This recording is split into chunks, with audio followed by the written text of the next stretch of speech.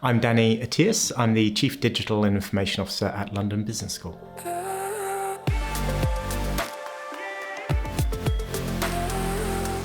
In one word, I probably describe my journey as being targeted. And what I mean by that is I've been pretty clear of my direction of travel throughout my career, and it's pretty methodical. It's quite linear is a dangerous term to use, because when you look retrospectively, it can look quite linear. I mean, I didn't know exactly what every step would look like, but it's pretty much followed the path that I kind of set myself on from day one.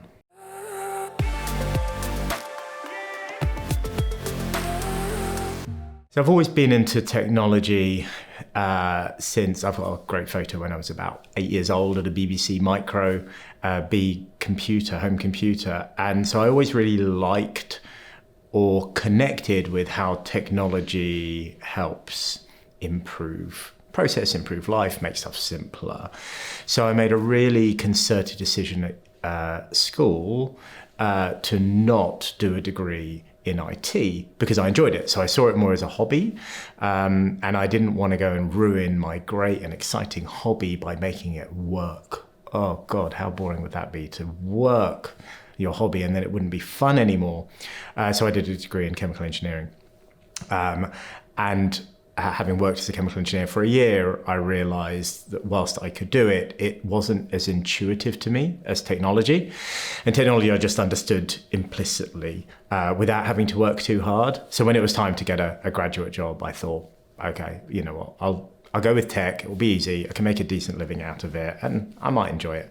And my school version of myself was wrong. I really, really, really enjoyed it. It's really intuitive to me. And it's at the heart of everything in every company in the world, so you can really make it what you want to make it.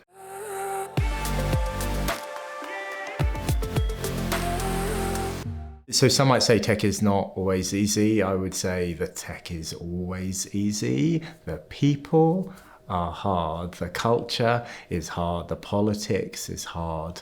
The tech, the actual tech itself, of course, there are challenges, don't get me wrong, but relatively speaking, the tech is usually the easiest part of the formula when it comes to tech management or tech leadership.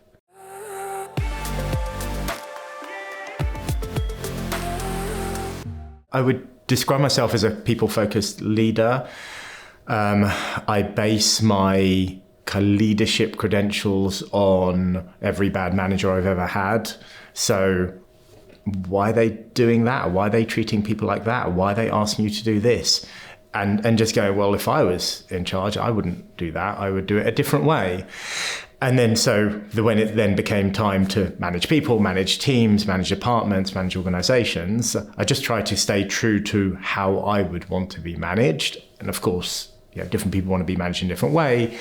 And so you adapt that and you learn from it. But the main focus again is on the people and on the team. And the tech is quite important, don't get me wrong.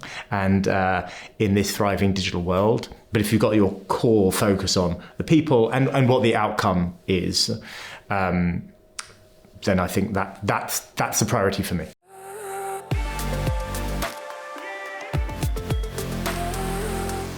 So we can think about staying ahead of the curve in tech. You can go down rabbit holes if you are just becoming obsessive about Gen AI or historically around blockchain or quantum computing. Now, if you're in a very specific field, and Gen AI or blockchain or whatever it might be is absolutely crucial, then you've probably got a CTO, they're more technical and they're really focused on that technology. For a regular business, and so I've worked in retail, in financial services, in charity, in education, these are all types of businesses. Technology is not what they do, but it is absolutely fundamental for how they thrive and how they survive. Then there are just some fundamentals about, are we making best use of the technology that's available to us? Are we thinking about process efficiency? Are we applying automation in a sensible way? Are we managing our data? It's hygiene, it's foundational, it's fundamental. And I think an example, anyone who is obsessing around their AI strategy, I would ask them first, are they on top of their data strategy?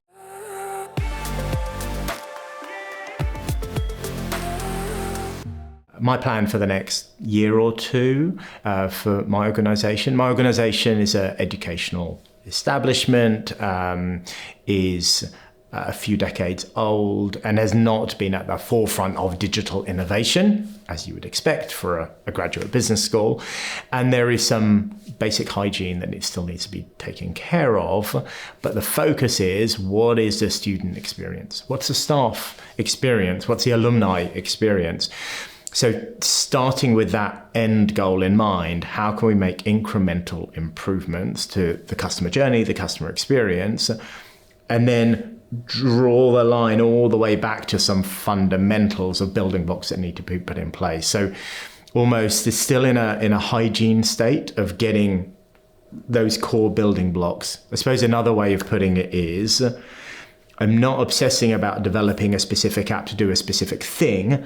I'm obsessing about enabling the organization to have clean data, clean processes, good systems, and good automation so that the things that they want to deliver, they can do quickly, they can iterate, they can use data to drive their decisions, and they can continuously learn from it. So I'm trying to enable the organization to be agile as a business through delivering agile technology.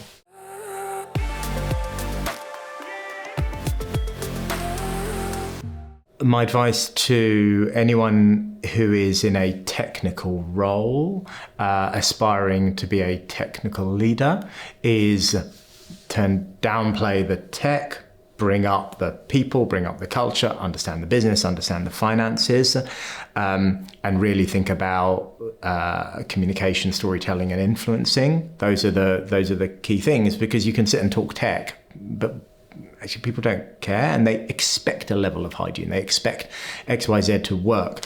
What they want to do is know that you understand their problems, that you are focusing on their customers, and that you're able to deliver for them.